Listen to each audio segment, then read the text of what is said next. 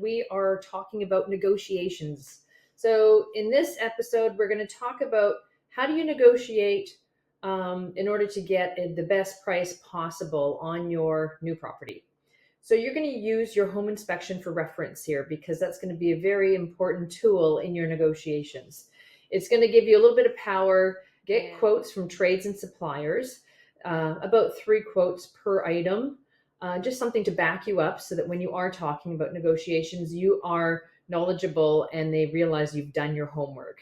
You're not just blasting out numbers here and there trying to figure out if you can get a good deal. You've actually put in the time and effort in order to get the right quotes together and truly understand the value of what needs to be done in the property.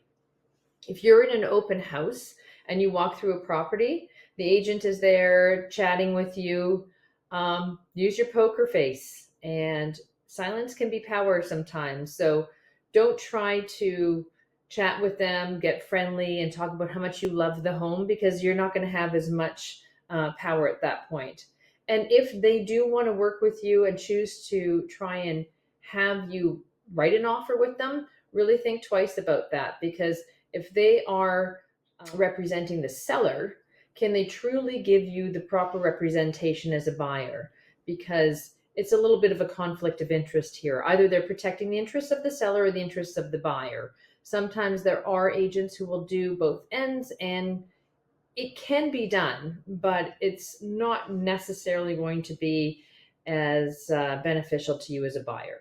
So try and use your own agent. Don't get caught up with them getting you to sign paperwork and come on as a buyer for them. The other one is keep your numbers as the forefront. If you've decided what number is important to you and what your bottom line is, keep that as the forefront. Do not get caught up in the game of negotiations and having to win or anything like that. Sometimes people get so caught up in the negotiations that they've won the negotiations, they've got the house, but then they realize they went way beyond their means. Don't get caught up in that. Make sure you know what your bottom line is and be prepared to walk away.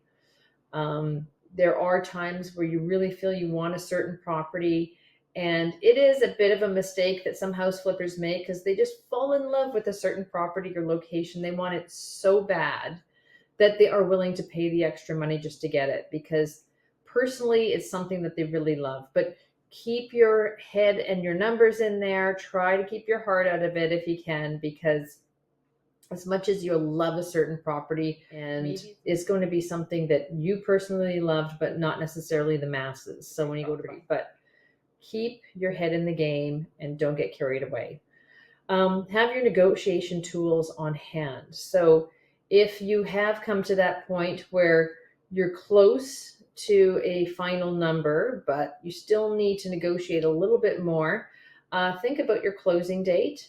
Is there a chance that you can kind of negotiate with that, move it up or back in order to make that seller a little bit more happy? Could you add more of a higher down payment? Because if you have a higher down payment or deposit, that might make it more interesting to the seller as well.